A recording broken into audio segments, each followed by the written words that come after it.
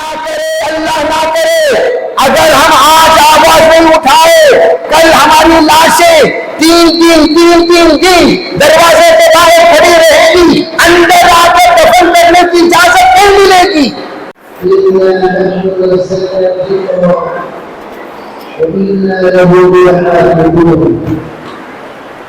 وقال الله سبحانه وتعالى لله الشكر والحمد. وقال الله سبحانه وتعالى لله ما في السماوات وما في الأرض. وقال النبي صلى الله عليه وسلم إن الدنيا حلوة وخضرة وأن الله تعالى مستخلفكم فيها فناظر كيف تعملون فاتقوا الدنيا واتقوا النساء. وقال النبي صلى الله عليه وسلم الدنيا خلقت لكم اللهم أيدنا بتأييدك اللهم أيدنا بتأييدك اللهم أيدنا بتأييدك يا رب العالمين.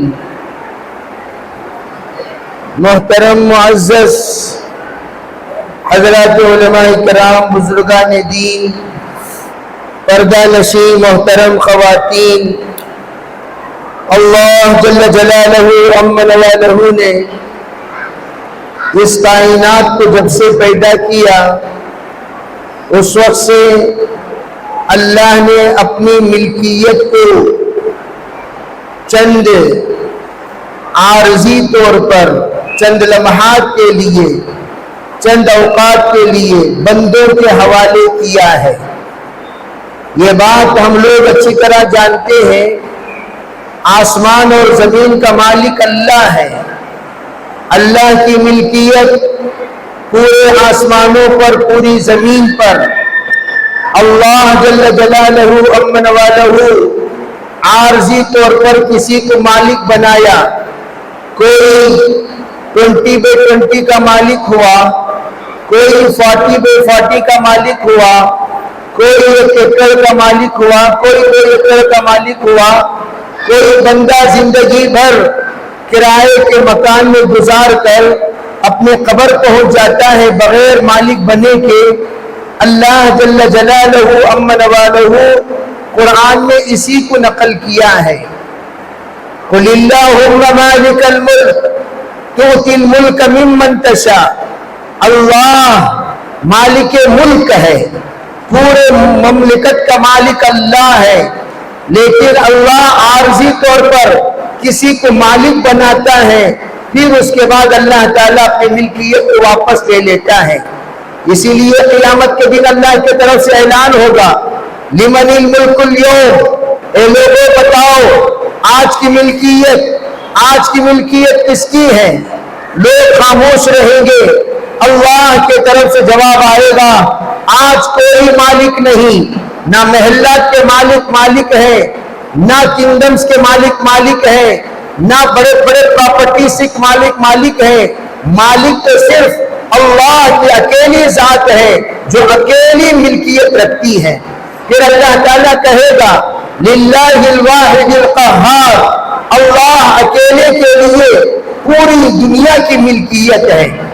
عزیز بھائیو، محترم خواتین، اس بات کو سمجھیں، یہ مالک بننا یہ عارضی طور پر ہمیں اللہ نے عطا کیا، دائمی طور پر نہیں۔ اسی لیے کہا گیا، جب کسی بزرگ سے پوچھا جاتا تھا حضرت بتائیے آپ کا کوئی خاص مکان، تو بزرگ فرمایا کرتے تھے ارے بھئی ہمارا خاص مکان وہ تو قبرستان ہے۔ پوچھا حضرت کیسے؟ کہا دیکھو دنیا میں آپ چاہے کتنے بڑے مکان کے مالک کیوں نہ بن جائیں، آپ کو مرنے کے بعد اس مکان سے نکال دیا جائے گا، نکال کر آپ کو قبرستان میں جا کر لٹا دیا جائے گا۔ پتا چلا مالک اس وقت تک تم رہو گے جب تک تمہارے اندر روح رہے گی، روح نکل جائے گی ملکیت ختم ہو جائے گی، روح نکل گئی ملکیت ختم۔ انقطع عنہ امنہ الا ثلاث، اذا مات الانسان، انسان مرتے ہی ملکیت ختم ہو جاتی ہے۔ فرمایا اسی طرح دنیا کی ملکیت عارضی ہے، دائمی نہیں۔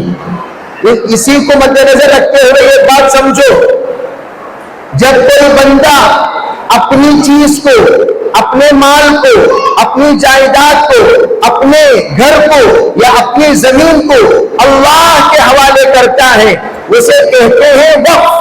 کیا مطلب؟ یعنی اللہ کی زمین پھر اللہ کے پاس جا کر ٹھہر گئی، اللہ کی زمین پھر اللہ کے پاس جا کر رک گئی، اللہ کی زمین پھر اللہ کے پاس چلی گئی۔ گویا وقف اسنادہ، سندیں ختم ہو گئی۔ کیا مطلب؟ ہاتھ بدلی، جیسے کہتے ہیں کیا آپ کی زمین کی مدر ڈیڈ ہے؟ مدر ڈیڈ کا کیا مطلب؟ آپ کی زمین سب سے پہلے کہاں سے شروع ہوئی، پھر اس کے بعد کون لیا، پھر اس کے بعد کون لیا، پھر اس کے بعد کون لیا، ہاتھ بدلتے بدلتے آخر میں ایک بندہ آئے گا، وہ اس زمین کو اللہ کے حوالے کر دیتا ہے، تو اس وقت کیا کہا جائے گا؟ ارے بھائی یہ وقف کی زمین ہے۔ کیا مطلب؟ ہاتھ کا بدلنا ختم ہو گیا، دیٹ کا بنانا ختم ہو گیا، سیل ختم ہو گئی، یعنی اب اس زمین کو بیچا نہیں جائے گا، اس زمین کو خریدا نہیں جائے گا، یہ زمین اللہ کے پاس جا کر رک گئی ہے۔ گویا یہ وقف کی زمین ہے، اللہ کی زمین ہے۔ جس طرح کہا جاتا ہے وقف کی زمین، اس پر بات سمجھتے چلو، ہندوستان میں وقف کی زمینیں تین طرح کی ہمارے پاس موجود ہیں۔ یہ تو جو آزادی سے پہلے، بلکہ 200 سال 300 سال سے پہلے جس وقت بادشاہ یہاں پر رہا کرتے تھے، وہ بادشاہوں نے مسجدوں کے لیے، مدارس کے لیے، خانقاہوں کے لیے اور دیگر تمام قبرستانوں کے لیے، مسلمانوں کی تعلیم و تربیت کے لیے، ترقی کے لیے انہوں نے زمینیں عطا کی۔ وہ بادشاہ صرف مسلمان کو عطا نہیں کیے، وہ بادشاہ صرف مسلمان کو عطا نہیں کیے، بلکہ وہ بادشاہ تمام مسلک والوں کو، تمام مذہب والوں کو، چنانچہ راجہ مہاراجہ لوگوں نے جو ان کی تعریف کرتا تھا ان کو زمین دیے تھے، جو کارنامہ انجام دیتا اس کو زمین دیے ہیں، جو شہید ہو جاتا اس کو زمین دیے ہیں، جو بہادری ظاہر کرتا اس کو زمین دیے ہیں، جو وفاداری نبھاتا اس کو زمین دیے ہیں۔ اس طریقے سے مختلف قسم کی زمینیں ہمارے ہندوستان میں موجود ہیں، جس طرح جسے کہتے ہیں پرائیویٹ پراپرٹی اور یہ کہیں پبلک پراپرٹی۔ دو پراپرٹیاں الگ الگ ہوتی ہیں، ایک ہے پرائیویٹ پراپرٹی، ایک ہے پبلک پراپرٹی۔ پبلک پراپرٹی جو راجہ مہاراجاؤں نے عطا کیا مسلمانوں کے لیے بھی غیر مسلموں کے لیے بھی، اسے کہتے ہیں وقف کی زمین، اسے کہتے ہیں وقف کی زمین۔ اس وقت میں جس وقت 1913 میں وقف کی زمین کا ایکٹ بنا، وقف کی زمین کا قانون بنا، اس وقت میں تمام جتنے راجاؤں کے، بادشاہوں کے، مغلیہ سلطنت کے دی ہوئی زمینیں تھی، شاہی زمینیں، اس کو سب مسجد میں، قبرستان میں اور دیگر تمام رفاہی کاموں میں رجسٹر کیا گیا۔ اور دوسری زمین وہ ہے جو انہوں نے انفرادی طور پر دیے۔ توجہ سے میری بات سمجھنا، میں بیان نہیں کر رہا ہوں، میں مسلم پرسنل لا کے طرف سے جو اس وقت ہمارے درمیان جوڑ رکھا گیا، بیداری مہم چلائی جا رہی ہے۔ 20 تاریخ کو عورتوں کو جوڑا گیا ہے، 24 تاریخ کو مردوں کو جوڑا گیا ہے۔ میں آپ کے سامنے وہ وجہ بیان کر رہا ہوں، کس وجہ سے یہ بیداری کی ضرورت پڑی، کس وجہ سے یہ جوڑوں کی ضرورت پڑی، کس وجہ سے یہاں پر یہ تحریک کی ضرورت پڑی، کس وجہ سے ہمارے علماء حرکت میں آئے ہوئے ہیں۔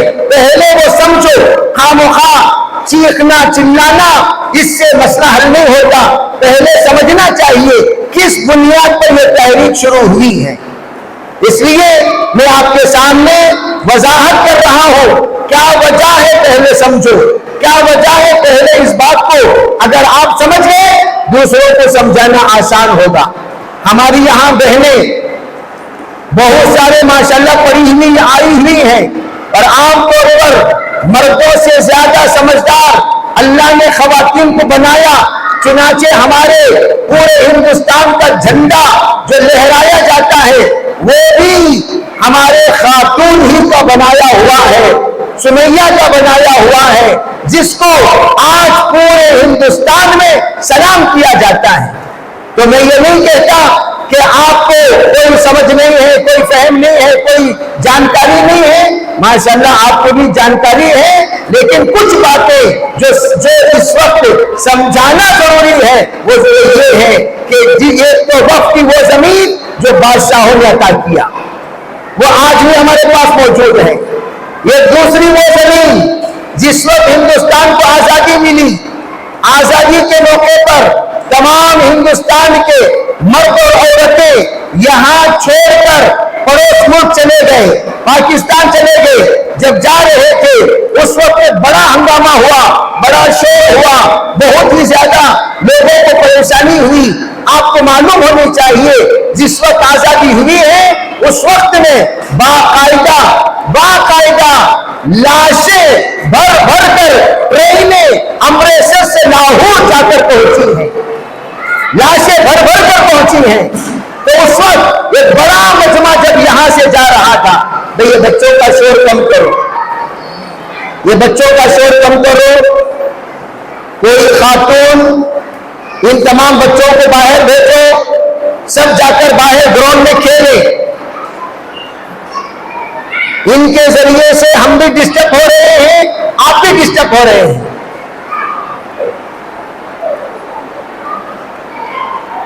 میں یہ عرض کر رہا تھا کہ جس وقت امرتسر سے نکلنے والی ٹرینیں لاشیں بھر بھر کر گئیں تو لوگوں نے ان کو اتنا ستم کیا، اتنا ظلم کیا، اتنا پریشان کیا، اتنا ان پر حالات آئے کہ وہ لوگ جاں بحق ہو گئے، انتقال ہو گئے۔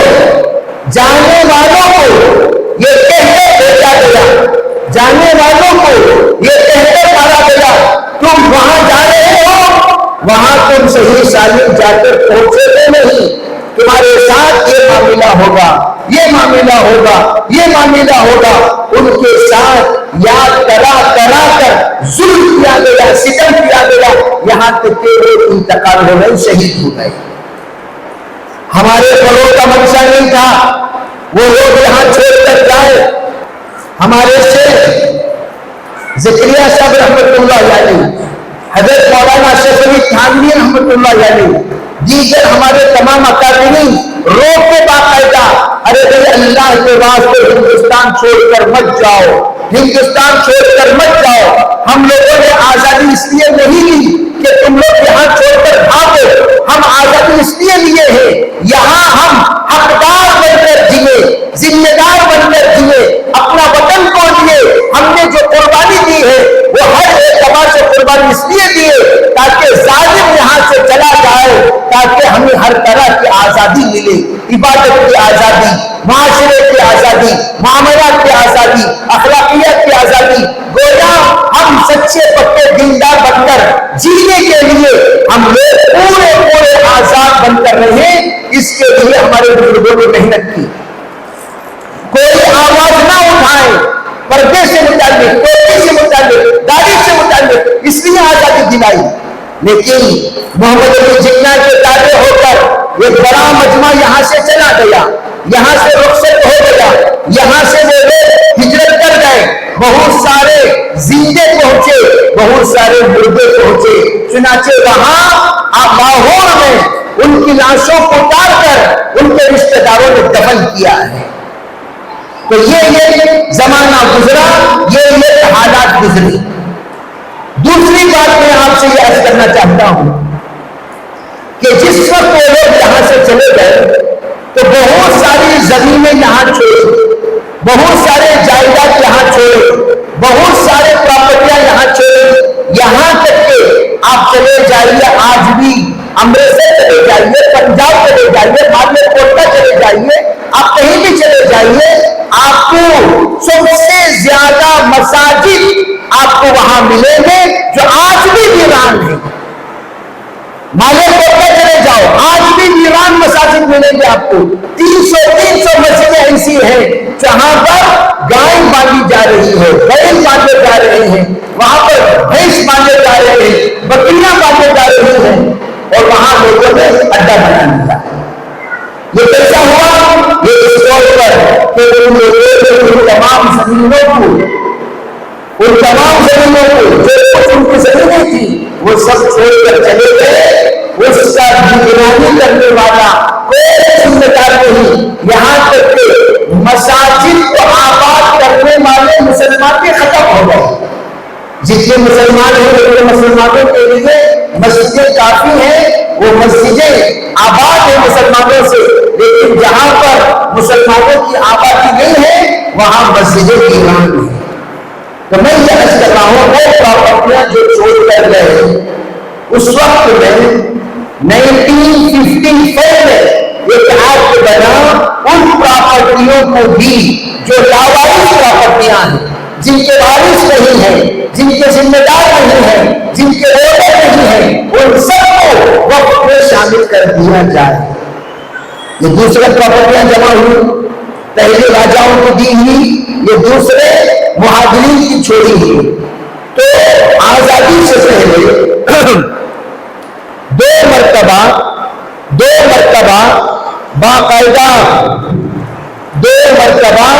باقاعدہ قانون بنایا گیا۔ ایک قانون 1913 میں، دوسرا قانون 1936 میں، تیسرا قانون جو آزادی کے بعد ہوا 155 میں، چوتھا قانون 1998 میں وفقہ بنایا گیا۔ یہ تمام قوانین جو بنائے گئے وہ مسلمانوں کی تائید میں تھے، مسلمانوں کی موافقت میں تھے، مسلمانوں کی سیفٹی میں تھے، مسلمانوں کے حق میں تھے، کوئی پریشانی نہیں تھی۔ پھر آخر میں اور قانون بنا 2013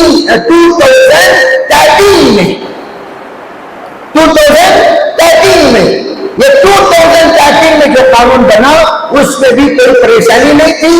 اس وقت بھی جو قوانین لاگو کیے گئے ہیں وہ بھی مسلمانوں کی تائید میں، مسلمانوں کی موافقت میں، مسلمانوں کی اچھائی کے لیے، مسلمانوں کی بہتری کے لیے، مسلمانوں کی ترقی کے لیے قانون بنایا گیا۔ اس لیے ہمارے تمام اکابر، مسلم پرسنل لا کے، جمعیت العلماء کے، تمام تنظیموں کے سب الحمدللہ خاموش رہے، یہ سوچ کر بھئی اس بل میں جو کچھ اضافہ ہوا ہے اس میں ہماری پراپرٹی کی سیفٹی ہے، ہماری پراپرٹی کی اچھائی ہے، ہمارے مسلمانوں کی اچھائی ہے، ہمارے مسلمانوں کی ترقی ہے، کوئی پریشانی نہیں ہے۔ لیکن 2024 میں جو قانون بنایا گیا اس قانون میں 40 ترمیمات ہوئے۔ کتنے ترمیم ہوئی؟ 40 ترمیمات میں 14 ترمیم جس میں ہمارے لیے نقصان ہے، 14 ترمیم جس میں ہمارے لیے نقصان ہے، اس میں خصوصاً 3 ترمیم ویری ڈینجرس، انتہائی خطرناک، انتہائی پرخطر، یہاں تک کہ وہ 3 جو قانون ہیں وہ قانون ایسے ہیں جس سے مسلمان کا نام و نشان مٹ جائے گا۔ وہ کیا ہے؟ وہ یہ ہے کہ مسلمان اپنے وقت کی حفاظت اپنے طرف سے نہیں کریں گے، مسلمانوں کے ساتھ غیروں کو بھی جوڑا جائے گا۔ جتنے ہندوستان میں مذاہب ہیں، ہندوؤں کے ایک ٹرسٹ ہے وقف، جس طریقے سے ہمارا وقف بورڈ ہے ویسے ہندوؤں کے بھی وقف بورڈ ہے، ان کا الگ نام ہے۔ کرسچنوں کا وقف بورڈ ہے، ان کا الگ نام ہے۔ سکھوں کا وقف بورڈ ہے، ان کا الگ نام ہے۔ جین کا وقف بورڈ ہے، ان کا الگ نام ہے۔ جتنے مذہب ہندوستان میں رہتے ہیں سب کا وقف بورڈ ہے، سب کا الگ الگ نام ہے، اور سب میں ایک ہی اصول ہے، 13 ممبرس ہوں گے، 13 کے 13 اسی مذہب کے ہوں گے۔ جین والا جین کے وقت کی حفاظت کرے گا، کرسچن والا کرسچن کے وقت کی حفاظت کرے گا، اور جتنے غیر ہیں وہ اپنے وقت کی حفاظت کریں گے۔ لیکن مسلمانوں کے لیے صرف یہ وقت بن مکرر کیا گیا. مسلمان صرف اپنے وقت کے محافظ نہیں رہیں گے، ان کے ساتھ 3 لوگوں کو بڑھایا جائے گا. پہلے 13 کون تھے؟ 13 جو تھے، ایک MP مسلمان، ایک MLA MLC مسلمان، 2 علماء ہوں گے، ایک سنی کے ایک شیعہ کے. سنی علماء مفتی ہوں گے، شیعہ میں بغیر مفتی کے عالم بھی چلے گا. 2 عورتیں ہوں گی، 2 عورتیں ہوں گی مسلمان خواتین میں سے. کتنے ہو گئے؟ 6 کے بعد 6 کے علاوہ بقیہ 7 ممبر ہوں گے. مسلمان ان ممبروں کو سلیکٹ کریں گے، اس کے ووٹ ڈالیں گے، پھر ان کو اس کا ممبر بنایا جائے گا. اس میں سے ایک چیئرمین ہوگا. کتنے ہو گئے بھائی؟ 13. اب کیا بل نکالا؟ کہا کہ دیکھیے تمہارے پاس جو 13 مسلمان ممبر ہیں، ان 13 کے 13 کو ہم لوگ نہیں تسلیم کر رہے ہیں. 3 ہوں گے تمہارے، 10 ہوں گے ہمارے. 3 ہوں گے تمہارے، 10 ہوں گے ہمارے. 3 تمہارا کون ہوگا وہ ہم متعین کریں گے. 10 ہمارے ہوں گے. ہمارے جو 10 ہوں گے اس میں غیر MP بھی ہو سکتا ہے، غیر MLA ہو سکتا ہے، غیر MLC ہو سکتا ہے غیر کو اس کا چیئرمین بنا دیا جائے، وقف کا ذمہ دار بنا دیا جائے، وقف کا صدر بنا دیا جائے، وقف کا تمام ترمیم کا اسے اختیارات دے دیا جائے. یہ بل جب پاس ہوا ہمارے اکابر تیش میں آ گئے، ارے نہیں یہ بل تو قابل قبول نہیں ہے، یہ بل قابل قبول نہیں ہے، یہ بل قابل قبول نہیں ہے. کیوں قابل قبول نہیں؟ سنو، اگر ہم نے خاموشی کے ساتھ اس بل کو تسلیم کر لیا، نتیجہ کیا ہوگا؟ نتیجہ یہ ہوگا کہ تمام جتنے بھی بلز ہیں ان تمام بلز کو اگر ہم خاموشی سے تسلیم کر لیے، نتیجہ یہ ہوگا مسجد، مدارس، خانقاہیں، قبرستان، عیدگاہ، یہ سب کا وہ مالک بنے گا. مالک بننا کوئی بری بات نہیں ہے بھائی، مالک بننا کوئی بری بات نہیں ہے. مالک بنے گا، لیکن مالک بننے کے بعد وہ 10 میں سے ایک کو ذمہ دار بنایا جائے گا. کیوں مسجد کا ذمہ دار؟ وہ مسلمان بھی ہو سکتا ہے، غیر مسلم بھی ہو سکتا ہے. تو خانقاہ کا ذمہ دار، تو عیدگاہ کا ذمہ دار، تو تمام مسلمانوں کی پراپرٹی کا ذمہ دار. جب اسے ذمہ دار بنا دیا جائے گا، نتیجہ کیا ہوگا؟ فرمایا وہ اختیار رکھتا ہے مسجد کے ممبر غیر کو بھی بنائے. عربی وقت کا ممبر جب 10 غیر ہیں، مسجد کی کمیٹی مسلمان ہونا ضروری نہیں، خانقاہ کی کمیٹی، عیدگاہ کی کمیٹی، قبرستان کی کمیٹی مسلمان ہونا ضروری نہیں، غیر بھی ہو سکتے ہیں. جب غیر ذمہ دار ہو جائیں گے، تمام مسلم کمیٹیوں کو ڈسالو کر دیا جائے گا اور یہ حکم لاگو کیا جائے گا. پرائیویٹ پراپرٹی بھی لا کر تم وقت میں جمع کرو، پرائیویٹ پراپرٹی کو بھی لا کر تم وقت میں جمع کرو. پرائیویٹ پراپرٹیوں کو تم اپنے پاس نہیں رکھ سکتے. اگر تم نے پرائیویٹ مسجد بنائی، وہ مسجد وقت کے قابل ہے، وقت میں جمع کرو. تم نے پرائیویٹ اگر خانقاہ بنایا، وقت میں شامل کرو. پرائیویٹ مدرسہ بنایا، وقت میں شامل کرو. پرائیویٹ عیدگاہ بنایا، وقت میں شامل کرو. پرائیویٹ سب کو لا کر جب وقت میں شامل کر لیا جائے گا، پھر کیا ہوگا؟ ایک وقت ایسا آئے گا مسجد میں ہماری شریعت نہیں چلے گی، ہندوستان کا قانون چلے گا. ہندوستان والوں نے کہا فجر میں مسجد نہیں کھلے گی، جیسا رشیا میں ہوا فجر میں مسجد نہیں کھلے گی، مسجد کھلے گی 6 کے بعد. اب 6 کے بعد تو وقت ختم ہو رہا ہے، 6 کے بعد تو وقت ختم ہو رہا ہے. اگر آپ کہتے نہیں بھائی 6 کے بعد وقت ختم ہو رہا، وقت ختم ہو رہا تو گھر میں پڑھ لو، گھر میں پڑھ لو. ہماری مسجدیں نہیں کھلیں گی. وہ جب کہیں گے نماز کا اوقات کب رکھنا ہوگا، وہ جب کہیں گے وہ بولنے کی اجازت ہوگی، وہ جو کہیں گے اس کے مطابق مسجد کا نظام چلے گا، وہ جو کہیں گے اس کے مطابق پورا انتظام بنایا جائے گا، گویا ہماری مسجد میں اللہ کا حکم بیان کرنا بھی منع ہو جائے گا۔ جہاد کی آیتیں قرآن پاک سے نکالو، جیسا انہوں نے یہ آواز اٹھائی تھی، ذرا تم وہ کرو۔ ارے بھائی جہاد کے سلسلے میں وہ بیچارہ یہ پنڈت جس نے وضاحت فرمائی، میں غلط فہمی میں تھا، جس وقت میں نے مطالعہ کیا، صحیح مطالعہ کیا تو پتا چلا جہاد تو ان لوگوں سے کرنے کا حکم تھا جس طرح ہم نے انگریزوں سے لڑا، جس طرح ہم نے انگریزوں کا مقابلہ کیا، جس طرح ہم نے انگریزوں کو بھگایا، اسی طرح جس طرح اس وقت ہم بڑی قدر کی نگاہوں سے مجاہدین آزادی کو دیکھا کرتے تھے، اسی طرح اسلام میں بھی مجاہدین آزادی کی طرح مکے کو آزاد کرنے کے لیے لڑا گیا ہے، مدینے کو آزاد کرنے کے لیے لڑا گیا ہے۔ یہ جتنی لڑائیاں ہوئی ہیں وہ آزادی کی لڑائی ہوئی ہے، وہ لڑائی کو دہشت گرد نہیں کہا جائے گا۔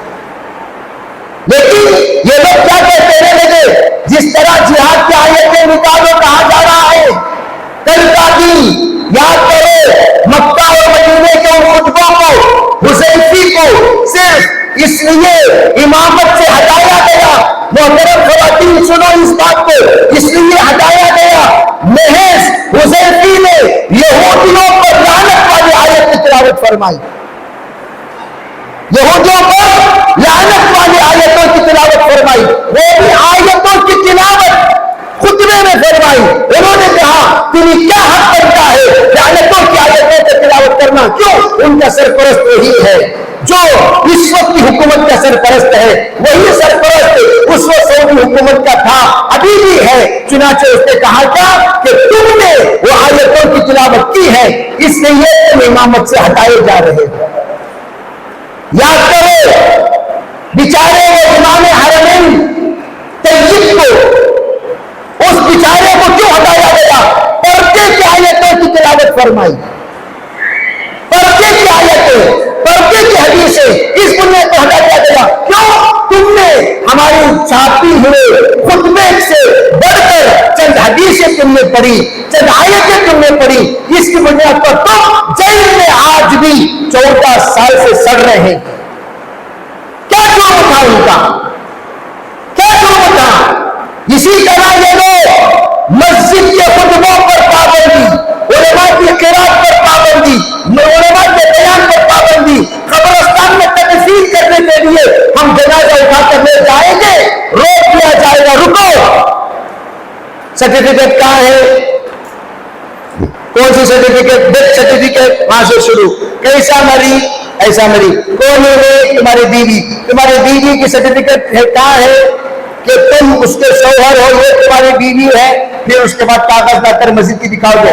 مسجد کے کاغذوں کا اعتبار نہیں ہے، بلکہ جاؤ رجسٹر میرج کی کاپی لے آؤ، پھر پوچھا جائے گا تم دونوں جب شادی کیے تب تمہاری عمر کیا تھی، ان کی عمر کیا تھی۔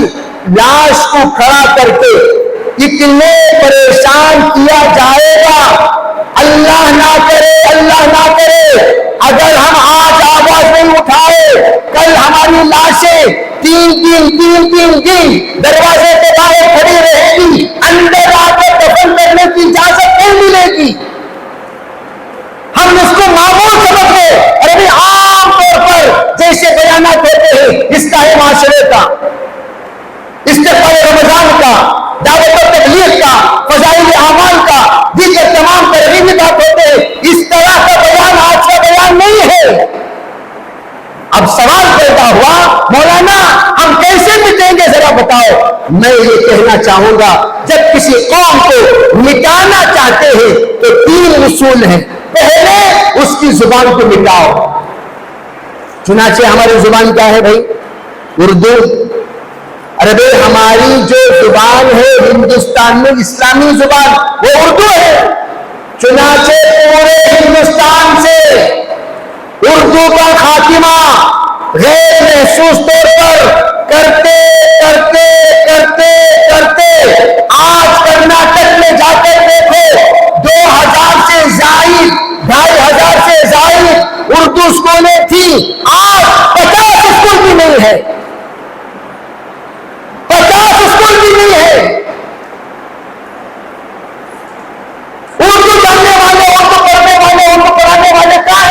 कहीं भी नहीं। मैं गांव गया था, वो गांव में इतना मिली, यहाँ पर टीचर ज्यादा रहते हैं। मैंने कहा भैया टीचर से क्या पढ़ाते थे? अफसरों ने कहा हम उर्दू टीचर थे, हम उर्दू टीचर थे, हम उर्दू टीचर थे, हम उर्दू टीचर थे। सेकेंड लैंग्वेज गवर्नमेंट स्कूलों में भी जहां पर कन्नड़ पढ़ना था वहां पर थर्ड लैंग्वेज हिंदी या उर्दू पढ़ने की इजाजत थी, निकाल दी गई। 7 साल पहले उर्दू में डॉक्यूमेंट्स बनाए गए हैं। हैदराबाद में उर्दू डिग्रियों की वैल्यू खत्म कर दी गई। उस्मानिया यूनिवर्सिटी जो आज भी मौजूद है, उर्दू में पढ़कर डॉक्टर बनते थे, उर्दू में पढ़कर इंजीनियर बनते थे, उर्दू पढ़कर वो डिग्री हासिल करते थे, पीएचडी हासिल करते थे, डॉक्टर बनते थे, वो तमाम सिलसिले बंद। नंबर 2, हमारा हक छीन लिया जाएगा। चुनाचे हम देखते हैं वोटिंग के मौके पर आपने देखा होगा हमने से आगे लोगों के वोटों को खत्म कर दिया गया। ये दूसरी साजिश चलते चलते मैं तुम्हारा नाम ये नहीं, मुसलमानों का नाम है वो हिंदुओं का नाम बना दिए स्पेलिंग मिस्टेक के नाम से। जब आप बोल रहे हैं स्पेलिंग मिस्टेक कैसे हो गया? फॉर्म में स्पेलिंग हमने सही लिखा, हमने सही स्पेलिंग देख कराया, आधार कार्ड आते वक्त स्पेलिंग मिस्टेक कैसे हुआ, पासपोर्ट में स्पेलिंग मिस्टेक कैसे हुआ, आईडी कार्ड में स्पेलिंग मिस्टेक कैसे हुआ? जब डॉक्यूमेंट्स में स्पेलिंग मिस्टेक रहेगी तो फिर क्या होगा? वैल्यू खत्म हो जाएगी। दोबारा तुम डॉक्यूमेंट्स बनाने गए, मसाइल पर मसाइल, मसाइल पर मसाइल, मसाइल पर मसाइल खड़े होंगे। नंबर 2। नंबर 3 क्या हुआ? नंबर 3 ये हमला है कि तुम्हारी प्रॉपर्टी, देखो मुसलमानों की प्रॉपर्टियों में सबसे ज्यादा मजबूत होल्ड रखने वाली प्रॉपर्टी ये वक्फ की प्रॉपर्टी है। मुसलमानों की प्रॉपर्टी में सबसे ज्यादा होल्ड वाली प्रॉपर्टी वक्फ की प्रॉपर्टी। अगर वक्फ की प्रॉपर्टी को हमने ढीला कर दिया तो तुम्हारी प्रॉपर्टी पर कब्जा करना कोई मुश्किल नहीं। वक्फ की प्रॉपर्टी जिस पर गवर्नमेंट की तारीफ है, जिस पर गवर्नमेंट का रसूख है, जो गवर्नमेंट की सनद है, जो गवर्नमेंट का महकमा है, गवर्नमेंट का डिपार्टमेंट है, उस डिपार्टमेंट का ही जब कवर नहीं रहेगा, तुम्हारा कवर क्या रहेगा? तुम्हारी हैसियत क्या रहेगी? तुम्हारी ताकत क्या रहेगी? तुम्हारी बात कौन सुनेगा? तुम्हारी प्रॉपर्टी को छीनना कौन सा मुश्किल हो गया बताओ? ये झूठ बात है। ये कहना सबसे बड़ी प्रॉपर्टी हिंदुस्तान में डिफेंस वालों का है, मिलिट्री वालों का है, दूसरे नंबर पर रेलवे वालों का है, तीसरे नंबर पर औकाफ वालों का है, वक्फ की प्रॉपर्टियां हैं।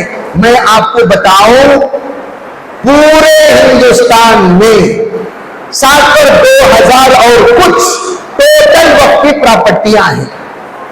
कर्नाटक हाईएस्ट प्रॉपर्टीज वाले स्टेट्स में 3 स्टेट हैं, उसमें कर्नाटक से बढ़कर तमिलनाडु है। तमिलनाडु में 7280 पर 2 वहां पर प्रॉपर्टीज मौजूद है वक्फ के, और हमारे कर्नाटक में 50 पर 8000, 570 पर 8 प्रॉपर्टियां, 50 पर 8000, 570 पर 8 प्रॉपर्टियां हमारी।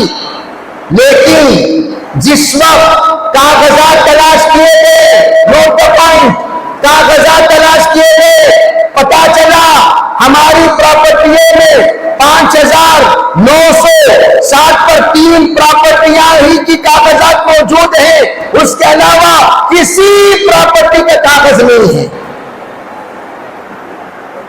अब वो प्रॉपर्टियां कहां है? तलाश करने पर पता चला वो उनके पास है, वो इनके पास है, उनके कब्जे में है, वो इनके कब्जे में है, ये सब उनके कब्जे में चले गए। अब यहां पर हिंदुस्तान का एक उसूल है, जब भी कोई लीडर आता है वो लीडर आने के वक्त में खूब खर्चा करता है। पूरे यूरोप ममालिक को आप चले जाइए, इलेक्शन में 5 पैसा कोई खर्च करता नहीं। میں آسٹریلیا میں تھا الیکشن کے موقع پر، پورے محلے میں یہ فوٹو، انہیں پارٹی نمبر 1 پورے محلے میں فوٹو، انہیں کون نہیں، انہیں پارٹی نمبر 2، ایک فوٹو یہاں، ایک فوٹو وہاں، وہ تالو وہاں بھی نہیں ہے، وہ تالو وہاں بھی نہیں ہے، ایک فوٹو ہے بس۔ 2 آدمی کھڑے ہوتے ہیں، لڑتے ہیں، 2 جب کھڑے ہوں گے، وہ جیسے ومن ثقلت موازینہ فہو فی عیشۃ راضیہ، اسی ترتیب پر جس کا ووٹ زیادہ ہوگا وہ پریزیڈنٹ، جس کا ووٹ نہیں ہوگا وہ آ کر اس کا مقابلہ کرے گا، وہ وائس پریزیڈنٹ کی طرح رہے گا۔ یہ صحیح طریقہ ہے ووٹنگ کا، یہ پیسہ خرچ نہیں ہوتا۔ اور یہاں پیسہ دیکھ تماشا دیکھ، اور جو بھی آتا ہے کروڑوں روپے خرچ کر کے ایم ایل اے بنا، ایم سی بنا، ایم پی بنا، تو وہ کیا چاہتا ہے، جتنا پیسہ میں خرچ کروں اتنا پیسہ مجھے ملنا چاہیے 100 گنا بن کر، 500 گنا بن کر، 1000 گنا بن کر۔ لیکن بیچارہ جب آیا، دیکھا پرانے ایم ایل اے، پرانے ایم پی ساتھ قبضہ کر لے کر بیٹھے ہوئے ہیں، یہاں چرانے کے لیے، قبضہ کرنے کے لیے کوئی چیز نہیں ہے، کوئی امانت نہیں ہے، کوئی زمین نہیں ہے، پھر چرائے گا تو کیا چرائے گا، کمائے گا تو کیسے کمائے گا، اٹھائے گا تو کیا اٹھائے گا، پراپرٹی بنائے گا تو کیسے بنائے گا۔ اس نے یہ سوچا اگر میں ملٹری والوں میں انگلی ڈالوں، اس لیے کہ ہر باپ اپنی اولاد کے بارے میں سوچتا ہے۔ جتنے لوگ دل کی تائید میں ہاتھ اٹھاتے وہ کون ہے، وہ موجودہ حکومت کی اولاد ہے۔ وہ تمام اولاد کو کھانے کے لیے، وراثت بنانے کے لیے، جائیداد بنانے کے لیے موقع ملنا چاہیے۔ جب وہ حکومت خود جانتی ہے ہمارے پاس ہندوستان میں پوری پراپرٹیاں ہم لے چکے ہیں، اپنے نام پہ بنا چکے ہیں، پرانے لوگ دبا چکے ہیں، پرانے لوگ چرا چکے ہیں، اب نئے چوروں کو چوری کرنے کے لیے کوئی زمین نہیں ہے۔ چنانچہ چوروں نے دیکھا ملٹری کی زمین انگلی لگاؤ گے نسلیں ختم کر دی جائے گی، اور اسی طریقے سے اگر تم ریلوے کی زمین پر انگلی لگاؤ گے تو وہاں پر تم بدنام کر دیے جاؤ گے۔ تیسرے نمبر پر اگر بولے بھالے اگر کوئی پراپرٹی ہے تو وہ پراپرٹی کس کی ہے، مسلمانوں کی ہے۔ اب اس پر قبضہ کرنا آسان ہے، اس لیے انہوں نے بار بار آواز اٹھائی کہ وقف کی زمین کو ہمارے حوالے کرو، وقف کی زمین کو ہمارے حوالے کرو، وقف کی زمین کو ہمارے حوالے کرو۔ ہم کہتے ہیں ارے نالائقو، تمہارے حوالے ہم نے ریلوے کو کیا، ریلوے کو تم نے بیچ دیا، تمہارے حوالے ہم نے ایئرپورٹ کو کیا، ایئرپورٹ کو تم نے بیچ دیا، تمہارے حوالے ہم نے ہندوستان کو کیا، ہندوستان کی بڑی بڑی پراپرٹیاں بک گئی، اب تمہارے حوالے اگر وقف کریں گے کل وقف کو بھی تم کنگال کر دو گے۔ حرام خور کو حرام کھائے بغیر چین نہیں ملے گا، سکون نہیں ملے گا۔ اسی لیے مسلم پرسنل لا میں، مسلم پرسنل لا بورڈ میں آج کرناٹک کی سرزمین کو اس لیے انہوں نے چنا ہے اس آواز کو بلند کرنے کے لیے۔ ارے بھائیوں، ارے بہنوں، جس وقت انگریز اپنی آواز بلند کیا تھا پوری کائنات میں کوئی بھی ہمت سے مقابلہ نہیں کر سکا۔ اگر کیا ہے 250 سال تک مسلمانوں نے کیا، اس میں سب سے بڑی آواز جو بلند ہوئی ہے 1777 کے بعد وہ ہے ٹیپو سلطان شہید رحمت اللہ علیہ کی آواز۔ آج بھی انگریز کا نمائندہ ہمیں للکار رہا ہے، انگریز کا مترجم ہمیں للکار رہا ہے، انگریز کا صحبت یافتہ ہمیں للکار رہا ہے، اور وہ ہمیں تباہ کرنے کے چکر میں اصول اور پابندیاں بنا رہا ہے، اور اسی کی تربیت کے مطابق، اسی کے سبق کے مطابق، اسی کی ہدایت کے مطابق جب وہ آواز بلند کرے پھر چاہیے کہ شیر ٹیپو کے نسل سے، شیر ٹمبی کے زمین سے، شیر ٹیپو کے سلطنت سے، سلطنت کے خدا داد سے تعلق رکھنے والے افراد، مائیں اور تمام بھائیوں کو، تمام بہنوں کو یہ آواز دے کر بلایا جا رہا ہے، آؤ پھر دوبارہ تم اسی طرح اپنی آواز بلند کرو، اسی طرح تم اپنے فکر بلند کرو، اسی طرح تم اپنا جذبہ بلند کرو، اسی طرح تم اپنا خیال بلند کرو، تاکہ آج کے انگریز کی نیند حرام ہو جائے، اس کی نیند میں سے ارے یہ آوازیں کہاں سے آئی، یہ اللہ کی بندی منیا نے آواز اٹھائی تو پورے کائنات میں اس کی ہوا چل گئی، اس کی آواز پہنچ گئی، اس کی بہادری پہنچ گئی۔ آج کیا پورے کرناٹک سے جمع ہو کر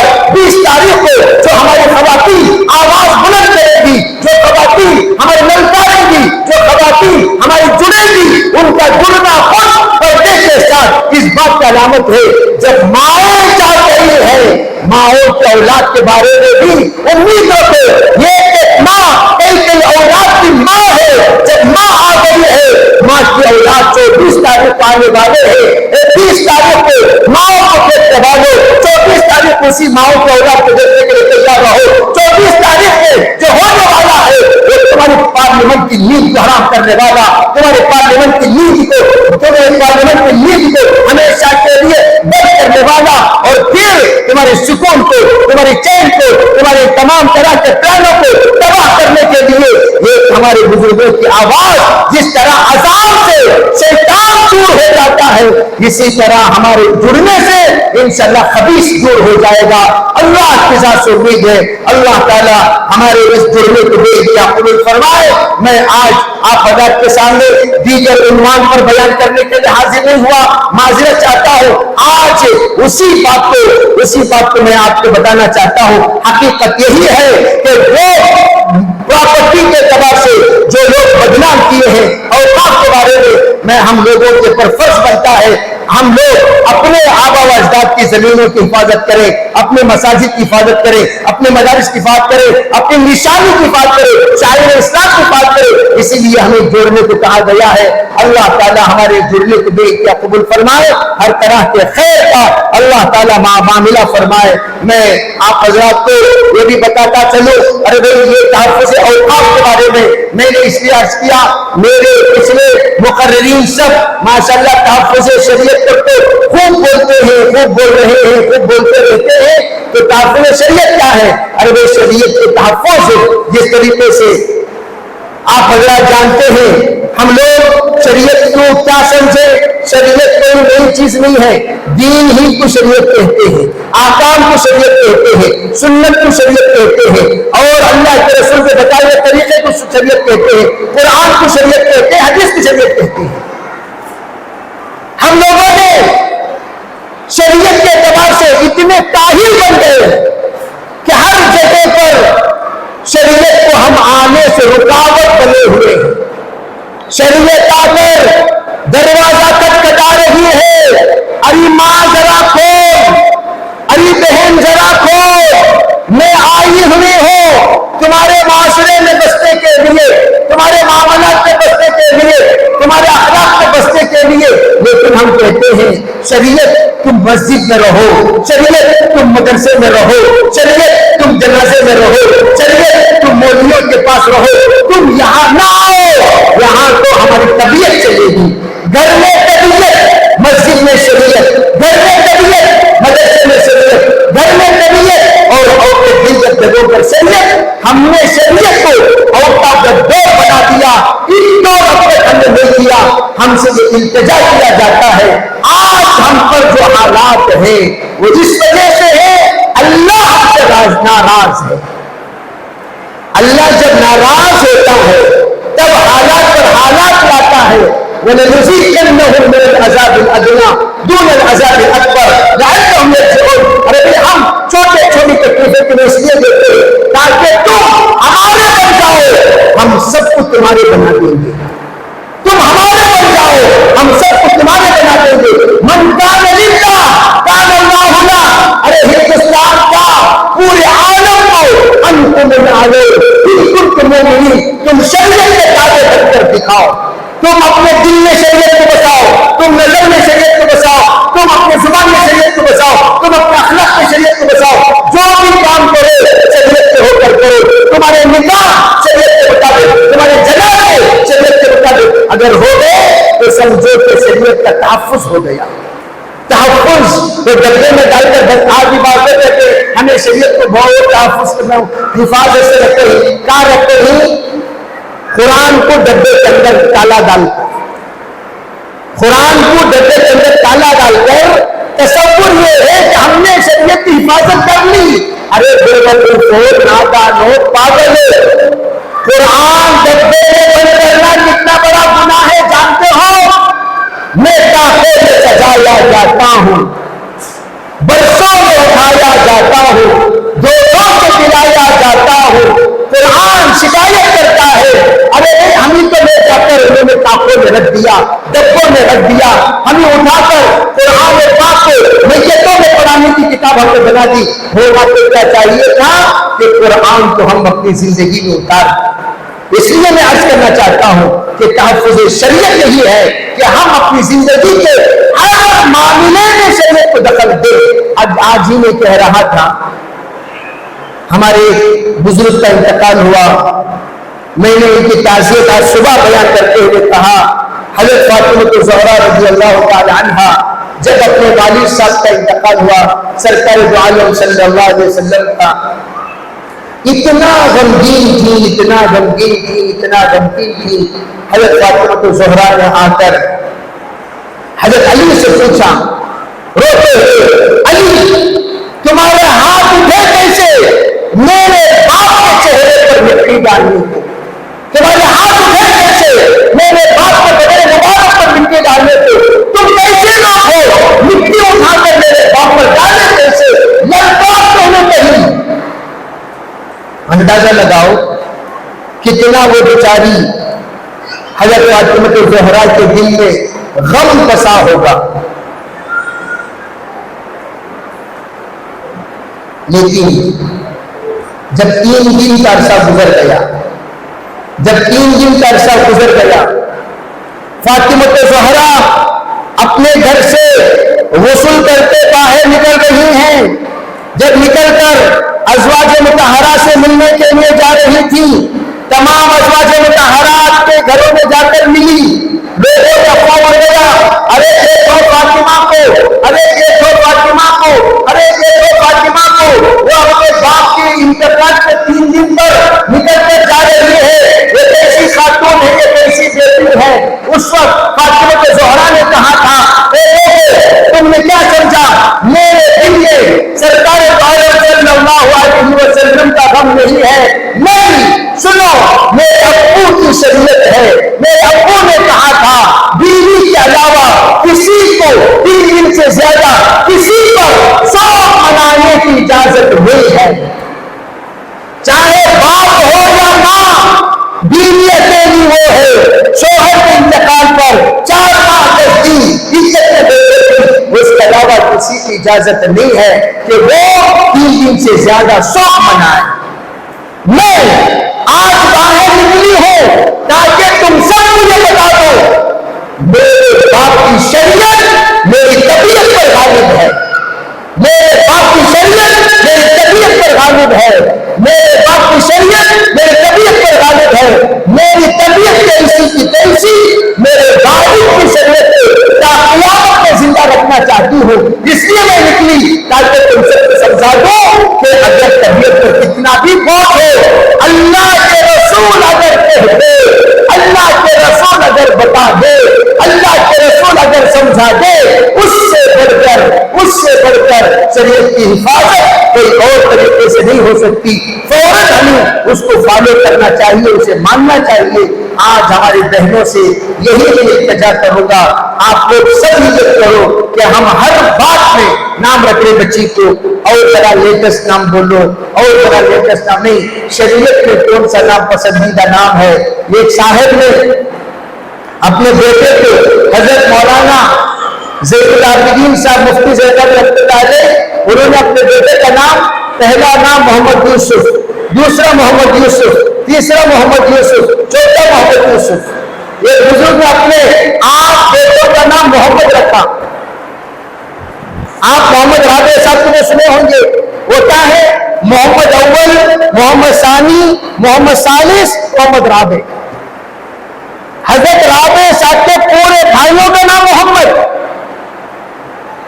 کیا مطلب؟ بتا دیا کہ جو نام اللہ کو پسند وہ نام اپنے, اور کیا مطلب شریعت کو دیکھ کر نام رکھا کرو, طبیعت کو دیکھ کر نہیں. اس لیے میں عرض کر رہا ہوں, امید ہے نمازوں کا اہتمام, روزوں کا اہتمام, پردے کا اہتمام, شوہر کی بات ماننے کا اہتمام. ارے بھائی تحفظ شریعت کو اتنا بڑا عنوان ہے, اس عنوان پر میں چند لمحات پر میں مقدمہ باندھ کر آپ سے رخصت ہو رہا ہوں. پھر کبھی انشاءاللہ ملاقات ہوگی, بڑی تفصیل سے بات ہوگی.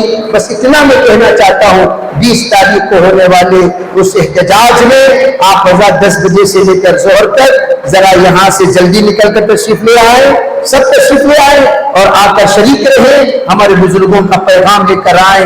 مائیں جو سوچتی ہیں اسی کے مطابق نسلوں پر اثر بڑھتا ہے، اثر بنتا ہے۔ اللہ عمل کی توفیق عطا فرمائے۔